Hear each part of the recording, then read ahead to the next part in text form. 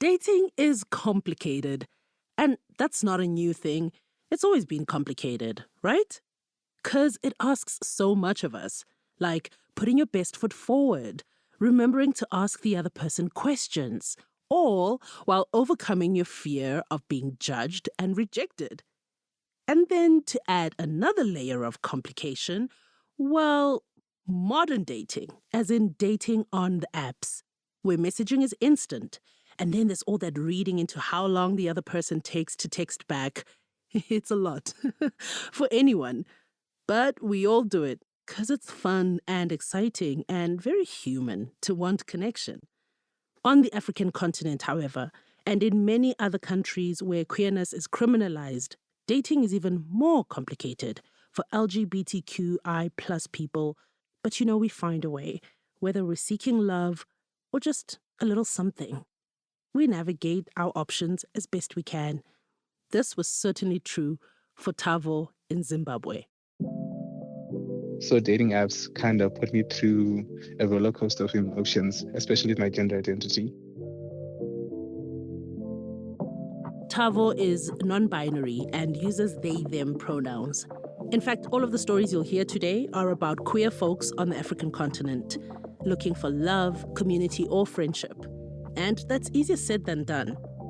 According to Amnesty International, sexual activity between two people of the same sex is criminalized in 31 countries in Africa.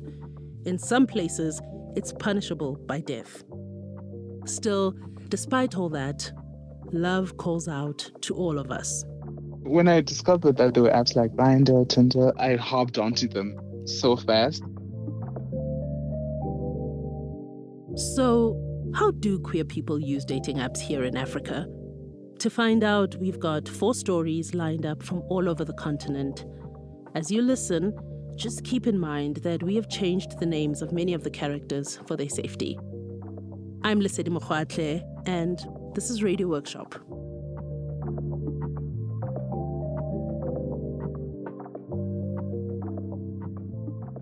Let's get back to Tavo for a second. They're 21 now, but joined their first dating app at 16. Tavo was homeschooled and said that made it really hard to meet like-minded people. I always knew like other queer people existed, but then being in Zim, I'd be like, there's no one out there. It's an island. For Tavo, dating apps weren't just places to find love.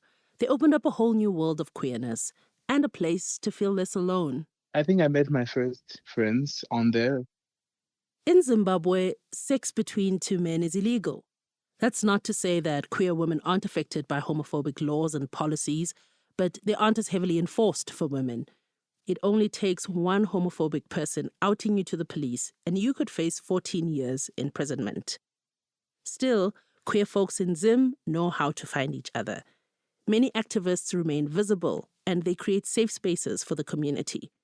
But everybody knows being open and out is something you do with caution. Tavo says even on the apps, you have to be super careful. I put a username and I put a meme on the profile picture and my age. I didn't put a bio. I didn't want to make my account specific. I guess that was the part of me being afraid of strangers, but still wanting to explore. You can always find a few good people who might be your friends. Who knows, who might be your next lover, or someone who might actually be your freedom from where you're being. I know so many people who have been taken out of tough situations by the people they meet online. So it's not all bad.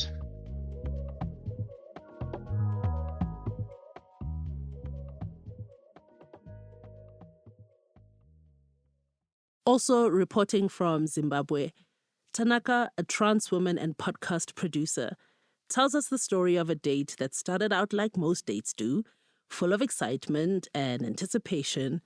Well, that is until things took an unexpected turn. It was 2017 when I started chatting with Caliber 411. That's what he called himself on the apps. He suggested we meet for drinks after work. I chose a low-key spot close to my place where I felt comfortable meeting with a stranger. Of course, I made an effort to look and smell nice for our first date. As they say, first impressions matter. I arrived first around 7 p.m., ordered a drink, and I waited for him. He was using public transport and ended up being about 30 minutes late. When he arrived, I was taken by how he looked. He was tall, black, and handsome, with dreadlocks that fell just below his shoulders. We greeted each other casually. This is Zimbabwe after all. We didn't want anyone to catch on to the fact that this was a date. The general opinion towards all queer people are negative, so we are constantly finding ways to be discreet or create our own private spaces. In fact, I met this guy in a private Facebook dating group. He called himself Caliber 411, which wasn't his real name, of course. I was 23 then, identifying as queer. Now I identify as a trans woman. Caliber told me he was in his 30s and he was gay. He was working in sales and marketing. He didn't say what company he worked for, but I also didn't care very much. I wasn't looking for money. I was looking for love. He was so flirty. But he was also very sweet and made me laugh. So after chatting for a while, we took our conversation to the DMs. The chemistry was undeniable. We eventually moved our chats from Facebook to WhatsApp. That's when we really took things to another level.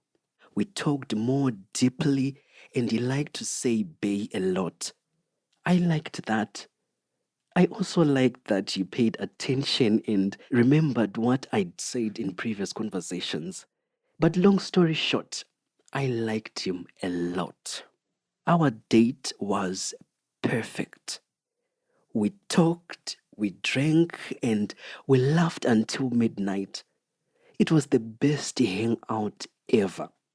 Since Caliber didn't have a car and public transport wasn't available at that hour, he asked me if he could sleep over at my place.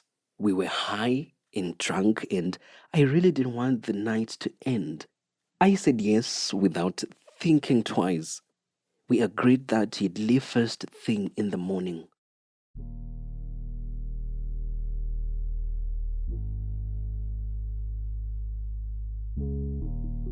We took a cab to my place, and when we got home, he offered to pay for the cab. I thought that was a gentlemanly gesture. I lived in a single room with its own entrance, so it was easy to sneak him in without anyone noticing. My neighbors were very homophobic. And then when we got in, we made out a little. Then I told him I was going to take a quick shower, and I switched on the television so that he didn't get bored while he waited. When I left him, he was looking for something to watch. I remember I took a 10-minute shower. I couldn't wait to get out and continue our business. I got out of the shower and Caliber was not on the couch where I'd left him. I assumed he had stepped out to smoke. I remember searching for my phone just to check the time and I couldn't find it. I checked to see if it was charging, but my charger was gone. I think that's when my heart started to race. I started to look around and then I noticed my jewelry box had been emptied. It had necklaces and gold bangles and rings. That's when it hit me. I was robbed. I immediately went outside to look for Caliber, but he was nowhere to be found. I thought about reporting the theft to the cops, but the more I thought about it, the more I knew it was a terrible idea. The authorities commonly harass and re-victimize LGBTI persons in need of help. Needless to say, I quickly realized that I had no safe space and It made me feel so alone. Plus, I couldn't call my friends to tell them what had happened. I had no phone. Of course, by the time I got a new phone, Kaliba was nowhere to be found. It was like he never existed. That incident happened a while back and it left a mark on me, but I will say not enough to keep me off the apps. Well, it's like if a car gets into an accident, you don't stop driving cars. It's the same with apps. I had a terrible experience, but I still don't know a better place to find friends, conversations, connections about queerism like I do on the apps. I've found a great community there.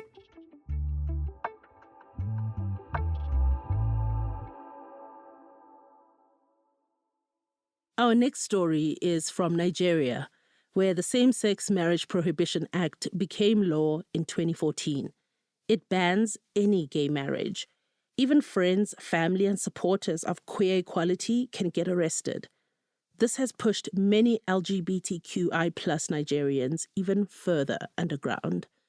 As you can imagine, the idea of using a dating app in a country like Nigeria can be scary. Our reporter Ayodeji says you never know who's on the other side and what that will lead to. So in this story, he introduces us to his friend Jonathan, a mostly closeted gay man who had never used dating apps in Lagos. It just never felt safe to do so. But that all changed on a road trip to Ghana. There are four of us, Jonathan and I. I don't know if it was before or after the trip that we called the group Sex and the City. There was another name. I think it was leading up onto the trip that we changed to Sex and the City. Then two other friends, a bisexual woman and a straight woman. We were all Nigerian. We met and became friends a year earlier at the Chalewate Festival in Ghana. After a hectic year, another trip to Ghana felt necessary. It started with a WhatsApp group chat. But I remember at the point we said, actually, all of us say we're all going to get laid. Like, oh, we're going to live our best debaucherous lives on this trip. Jonathan in particular had been through a lot. He just quit a toxic job with bosses from hell. But most of all, Jonathan was battling with accepting his sexuality. He was 27, for the most part, closeted, and had barely dated. To make things worse, his brother had found out. Cue emotional torture. Sometimes his brother would try to pressure him into finding a girl. Other times, he would threaten to out Jonathan to their parents. Jonathan, in a nutshell, was stressed and needed some reprieve. So, with regards to Accra, just what were you most looking forward to on this trip? Like, what was the best case scenario for you in your head? Like, I was really looking forward to, like, okay, it's an open space. Like, I want to meet someone and just, like, kick it to them sexually, romantically. It doesn't have to, like, last long, right? But just to, have that experience as well.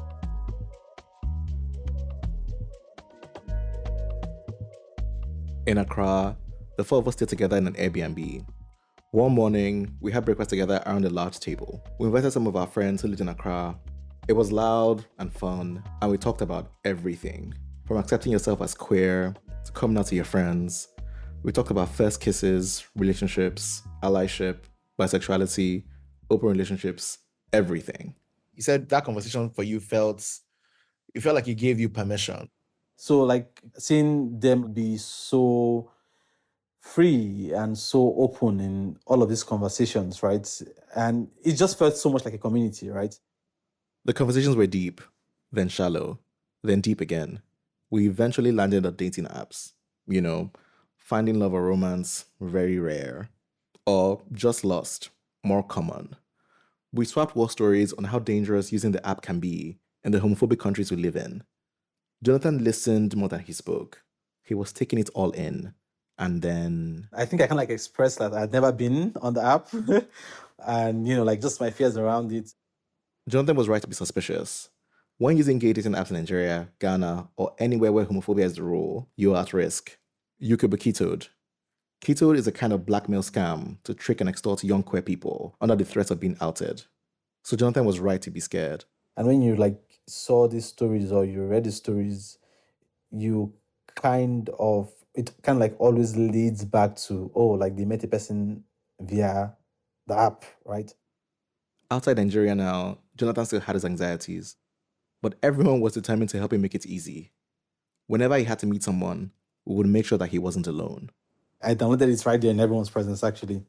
Set up like a profile and all of that, right? I know the picture I used, I didn't put my full face, but I took a picture with like a jock strap. And I think that was what I used for my profile picture. Later that week, we all went to a club together. It was the ideal situation for Jonathan to test out his new dating profile. I was just going in and out of the app.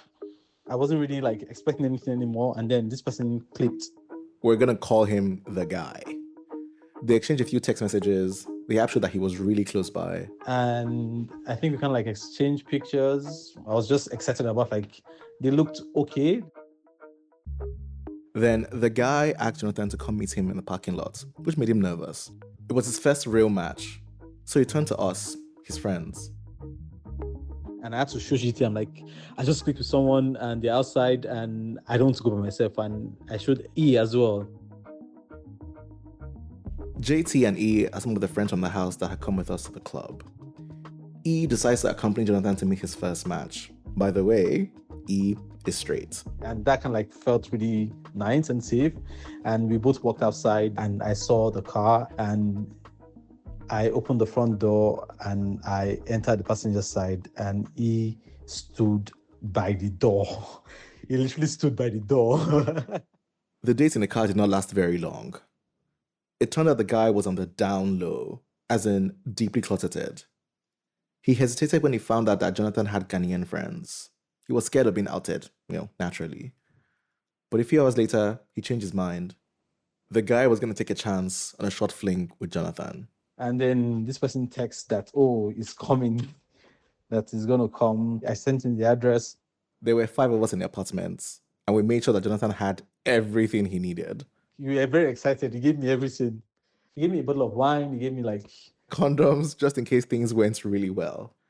Then we got his date from the Airbnb gates. We showed him to Jonathan's room, and then we gave them space.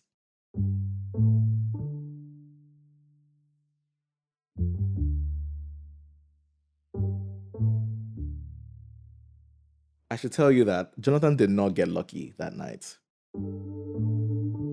Yeah, they kissed for a while, but ultimately, it didn't work out.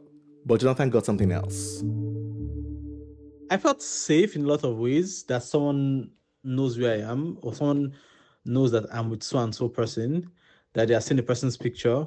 But yeah, like, I felt safe. I feel like all sense of like insecurity was already fading from the entire day.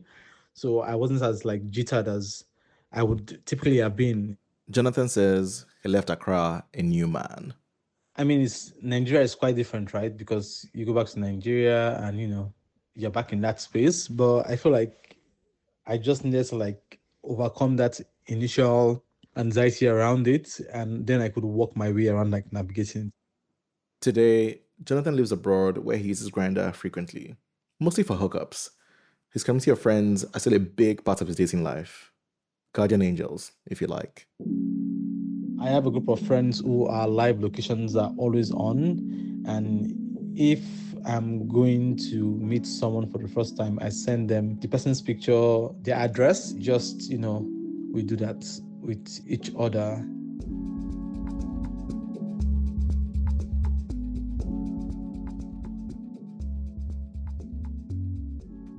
Since Ayodeji and Jonathan's road trip, Ghana has become less safe for the LGBTQI+ community. In early 2024, Ghana's parliament passed a bill that would criminalise LGBTQI+ people's identities and support for their rights. If signed by the president, the new law would impose 3 years in prison for people who identify as queer and then 10 years for supporting LGBTQI+ rights.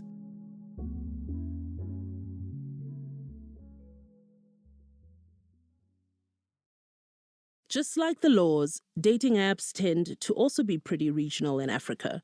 Some apps are more popular in some places than they are in others. Like the queer dating site called Gay Romeo, it was once a popular option for gay men in Kenya. Our next reporter has chosen to tell his story under the name Kenny. In 2016, I left my home village and I went to college in Nairobi. That's when I discovered that I had a feeling for men. I wanted to explore that side of myself. At that time, I dreamt of being with a mature man who could guide me, someone of more experience, almost like a father or an older brother. A friend from college introduced me to a dating site called Romeo. I was 23 at the time. The site was really popular with the gay community, and I signed up immediately. It gave me a sense of belonging. Like finally, I had proved that the LGBTI community existed. I was excited to create my profile. I introduced my real photo with my location, my tribe, and age. I tried to be honest about what I was looking for. A man who was strong, darker in complexion, older than me, and good in bed. That's how I met Steve. That's not his real name, by the way. According to his profile, Steve was in his late 40s and was a priest from a respected denomination. But best of all, he was from the same tribe as me, and we are known for being good in bed. I remember he messaged first, and I wondered for a moment if a man of God could be trusted within the community. That being said, his profile was exactly what I was looking for, so I decided to take a chance.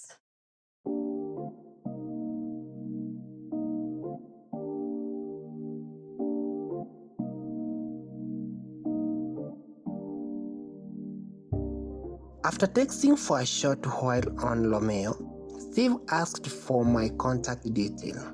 Of course, I gave them to him. I found the thought of a gay priest so compelling. We finally arranged to meet up for a coffee. I remember we set the time for Friday at 4 p.m. When I arrived, I recognized him right away from the outfit in the photo that he had sent me. He was wearing tight black jeans and black and white shoes. He was looking good. We spoke for almost 4 hours.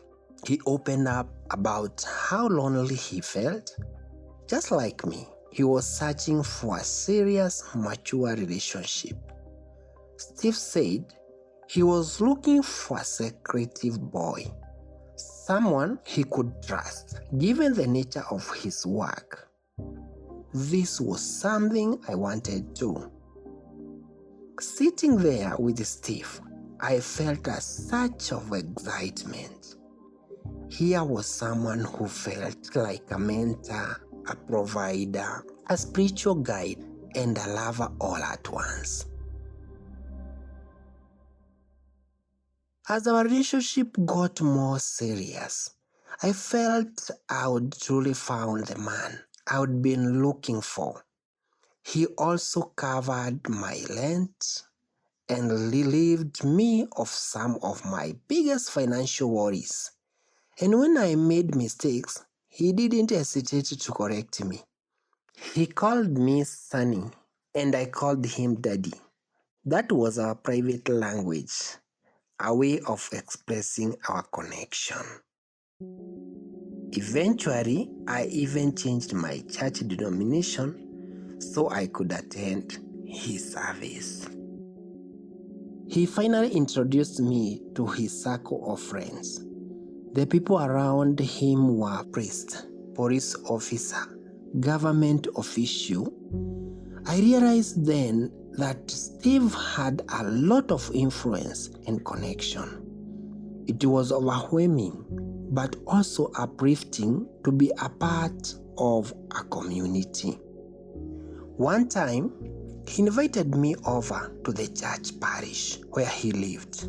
This is where I saw how some of these men were not quite what they appeared to be. I must say, I didn't think much of it. I was in love, and Steve provided everything I wanted. To me, that was enough, and I was happy in my retro world.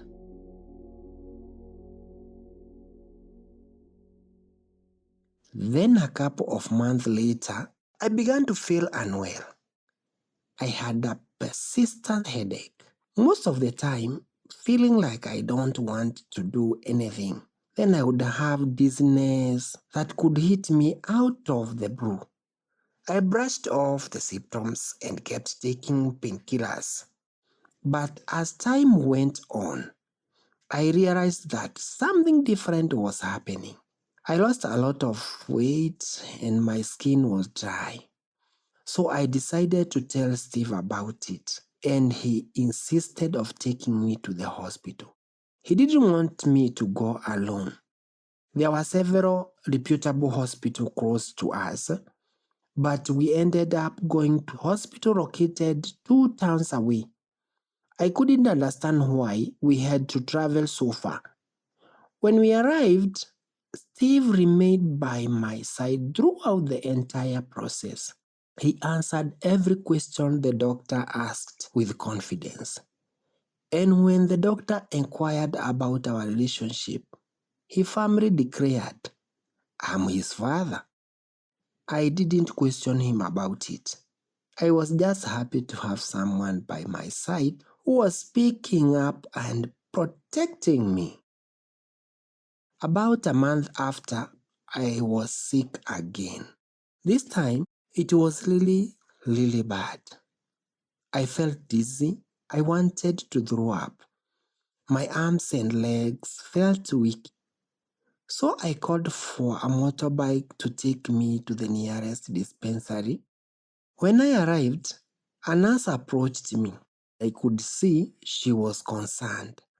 She asked me, "Have you ever been tested for HIV?" "Yes," I said confidently. "I tested negative about a year ago." I had no doubt about Steve. He was a priest. There was no cause of concern. Nevertheless, I did the test, just to rule out HIV. Like I said, I expected a good outcome. But when I finally looked down at the HIV determination kit, I saw that there was 2 lines. I was positive. I sat there with tears streaming down my face. It was as if I was trapped in a nightmare and I couldn't wake up. When I finally got home, I called Steve and said we need to meet. But he told me to hold off. I was so frustrated. I spent the night tossing and turning. The following day, I found the courage to seek help from a counselor there in Nairobi. They told me that I had to be careful.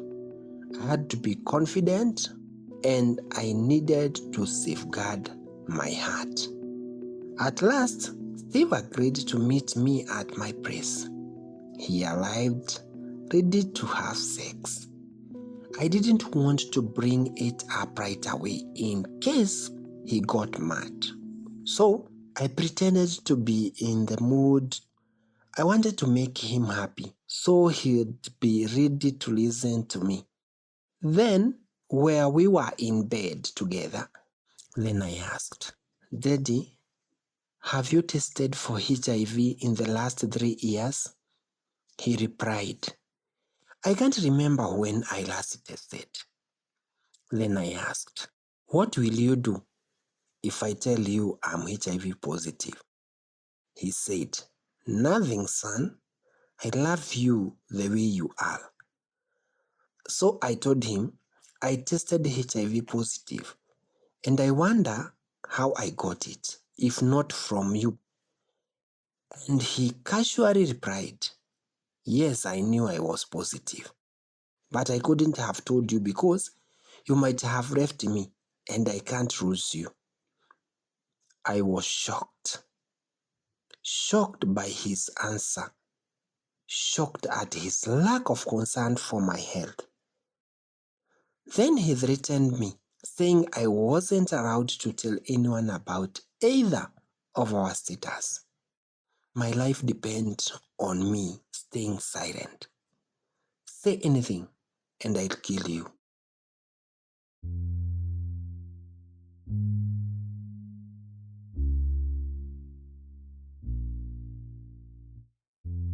It reminded me of the story of Lucifer in the book of Genesis, who had been an angel in heaven, admired and trusted, but he had evil hidden deep in his heart. I kept my mouth shut. I was scared of Steve. He was so well connected. Eventually, I stopped seeing Steve altogether. I deleted my Romeo account and stopped using dating app. I'm tempted to use them every now and then, but after my experience with Steve, I find myself more comfortable meeting people in a social setting or through mutual acquaintances. I know Steve still uses dating sites. I feel bad when I see him on private Facebook groups for gay men. I see Steve preaching on TV sometimes, and it's hard to bear. I can't tell you how many times I have picked up the phone to call the station to tell them what I know about him, but I never go through with it.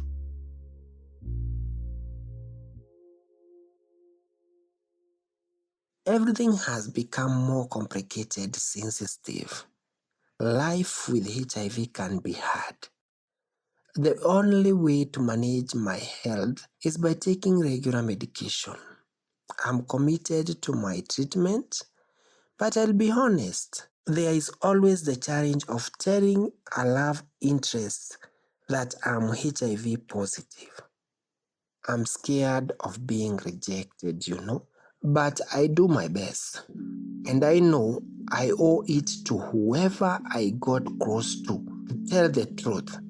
You can hide a lot of things on app, but this shouldn't be one of them.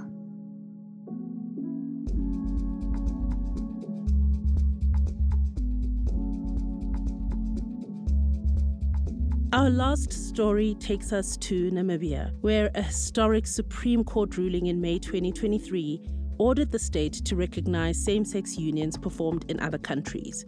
But just a year in, and it has been overturned by a new law passed by Parliament. The Marriage Act of 2024 prohibits any same-sex marriage, including those performed abroad, and it limits the definition of marriage to a legal union between two persons of the opposite sex.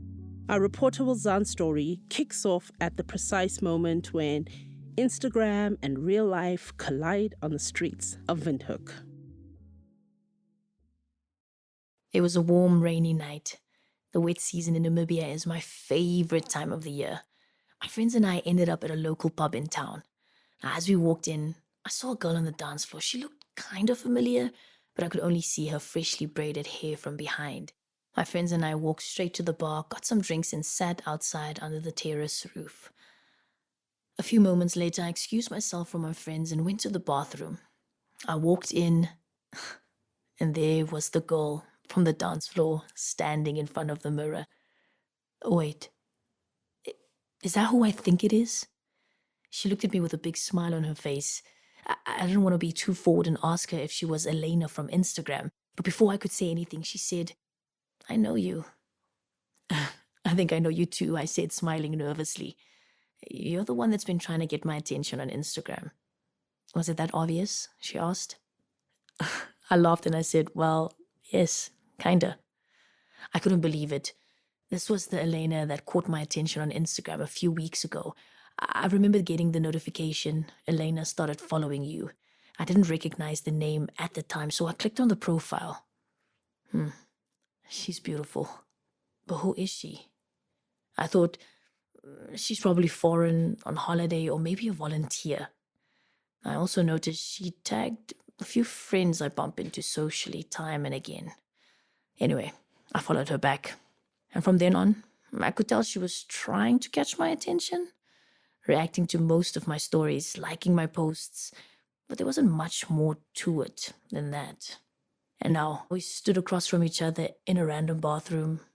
It felt serendipitous and crazy. 2 days went by without any communication between the two of us. I wasn't necessarily counting the days. Look, I wasn't obsessed, but I was thinking about her. Let's say I had just a little crush on her since our moment. So when a notification popped up on my phone and it was a message from Elena, I was happy. She had responded to my Instagram story, a video of me laughing in the studio while preparing for my radio show. She wrote, "Beautiful." I replied immediately, "I could say the same about you." Then she replied with a blushing emoji. We then chatted for most of the day. She was both beautiful and funny as hell. And everything about her felt so familiar. I couldn't believe someone like that existed. I finally mustered up the courage to ask her out. As she then broke the news to me, she was already back in the Czech Republic. She'd actually flown out the day after we met. Can you imagine that? Now, the good thing about apps is that you can continue chatting despite the distance. And from then on, we spoke every day. I kind of felt like I was in high school again, using Mixit or Mig33 or one of those earlier chatting apps. It honestly felt like I was swept up in a plot of a romantic comedy, After a few weeks of texting back and forth, we decided to move over to FaceTime. I was nervous to see her again, even if it was just through a screen. I got dressed up, I did my hair. It was a big deal somehow.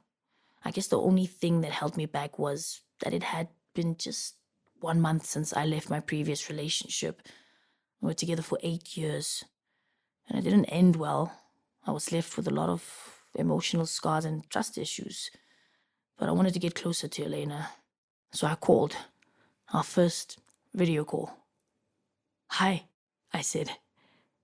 She looked at me with her big brown eyes and said, "You're so gorgeous." "Stop, what are you even saying? Have you seen yourself?" I replied. The ice was broken. We'd been video calling for about 4 months when Elena decided to surprise me. "I'm here," she texted. "Where?" "In Windhoek, you silly." I couldn't believe it. She said it was a spur of the moment kind of thing. She had a conference to attend in Johannesburg, South Africa, something like that. So she squeezed in a day to see me in Windhoek. We went out for dinner, spoke, and laughed the whole night. I dropped her back at a hotel, walked her up to her room, and said goodnight. I'm a hopeless romantic, and I wanted to kiss her so badly that night. It just would have been the perfect ending. But I held back. Anyway, we continued talking and getting to know each other. It's been a year now. On a FaceTime call recently, I asked her, "Do you think we'll make it work?" "Let's see what happens," she said. She speaks about coming back to Namibia someday. I think about leaving this place. But we're staying open to the possibility of being together someday. I guess, even though the odds are against us, we are making it work somehow. When I imagine our situation in a different time, I'm pretty sure we'd still be sending handwritten letters across the ocean.